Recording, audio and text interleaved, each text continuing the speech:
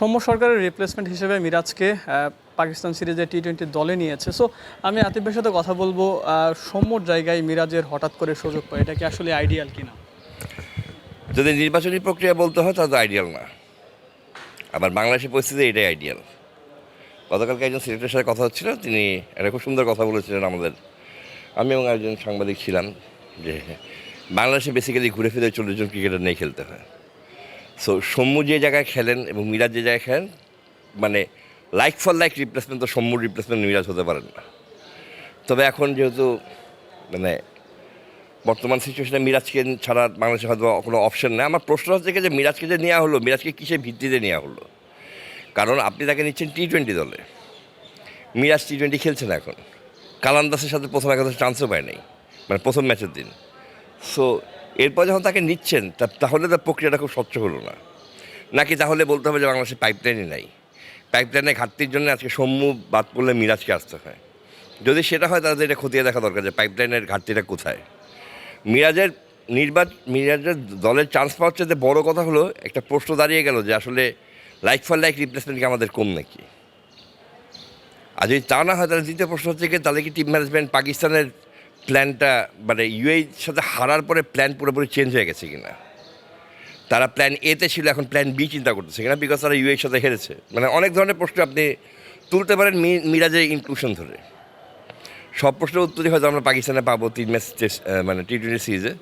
তবে যে সকল প্রশ্নগুলো মানে বললাম আমি, এগুলো আর কি খুবই মানে উদ্বেগজনক প্রশ্ন যে আমরা কারোর সাথে হারার পরে আমরা তার প্রসেসে বাইরে যেতে পারি না। আমাদের যে ফরমেশন নিয়ে আমরা গিয়েছিলাম পাকিস্তানে, আমরা মানে ইউএইতে, সেখানে হারার পরে আমাদের কি মনে হচ্ছে যে আমাদের অ্যাডের একটা স্পিনার দরকার, হ্যাঁ একটা অফ স্পিনার দরকার? যদি সেটা আমাদের পাকিস্তানের সাথে মনে হয় তাহলে ইউএর সাথে কেন মনে হলো না? বাংলাদেশের আমাদের আসলে আমরা তো খুব রেজাল্ট ওরিয়েন্টেড কান্ট্রি। আমাদের রেজাল্ট না থাকলে ওই ক্ষেত্রে আমরা অনেক ধরনের মানে খুব কুইক সিদ্ধান্ত নিয়ে ফেলাই যে এইটা আমরা এইটা দিয়ে দেখি রেজাল্ট আসে কি না।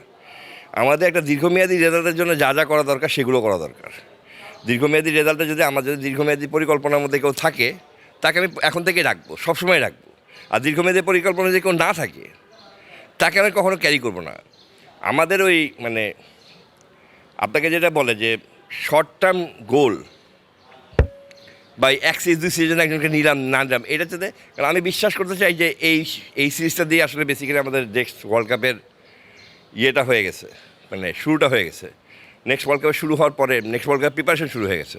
সো আমাদের এই 3টা সিরিজ, তাহলে একটা জিনিস ভাবতে হবে আমাদের যে আমাদের ওয়ার্ল্ড কাপ প্ল্যানে হয়তো মিরাজ আছে, এটাও আপনি ভাবতে পারেন। সো মানে পুরোপুরি সামগ্রিক ব্যাপারটাকে বিচার বিশ্লেষণ আমরা তখনই করতে পারবো যখন পাকিস্তান সিরিজে মিরাজ খেলছে কিনা দেখার পরে। সাকিব আল হাসান দেশে আসতে পারছে না, দেশে বিদায় নিতে চেয়েছিল, সেটাও আসলে হয়নি। পাকিস্তানে আছে, দলটাও আসলে পাকিস্তানের বিপক্ষে খেলছে, সাকিব খেলতে পারছে না। কি মনে হয় আসলে সাকিব কি এই মুহূর্তে বিশ্বের সবচেয়ে হতভাগা ক্রিকেটার? আপনি মনে হয় কিনা? সাকিব তো এটা বিশ্বাস করতে চান না। আমার সাথে কথোপকথনে কখনো সাকিব নিজেকে হতভাগা বিশ্বাস করেননি। সাকিব নিজেকে কখনো হতভাগা বিশ্বাস করে না। সাকিবকে যতদূর আমি জানি যে সে কখনো কোনো কিছু নিয়ে পড়ে থাকার মানুষ না। সে যে কোনো কিছুই গ্রহণ করতে পারেন, যে কোনো কিছু গ্রহণ করতে পারেন। তার জীবনধারা, তার আপনি যে পাস হিস্ট্রি দেখেন, তার সব কিছু দেখেন, সে সব কিছুই গ্রহণ করার ক্ষমতা রেখেছেন বলে সাকিব আল হাসান এরকম। এই যে জাতীয় দলে খেলা না খেলা, এটা সম্পূর্ণ সে ভাগ্যের উপর রেখেছে। যদি ভাগ্যে না থাকে সে খেলবে, ভাগ্যে না থাকে খেলবে না। গতকালকে স্যার ইয়েতে শুনছিলাম যে সুন্দর একটা কথা বলছে যে 6 মাস প্ল্যানটা 6 মাস ধরে করছে। তার মানে আমরা একটা কথা বিশ্বাস করতে পারি যে সাকিব আল হাসানের ক্রিকেট জীবন এখন 6 মাস টার্মে আগাবে।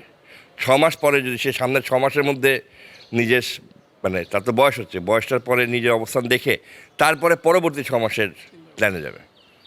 সো ওভাবে আগাতে হবে। আমার মনে হয় না সে মানে আমি বিশ্বাস করতে পারি সে হতভাগা ক্রিকেটার, তবে সে নিজে বিশ্বাস করে না। কারণ he is a firm believer of destiny. সে সবসময় বিশ্বাস করে আমার কপালে যা আছে সেটাই হবে।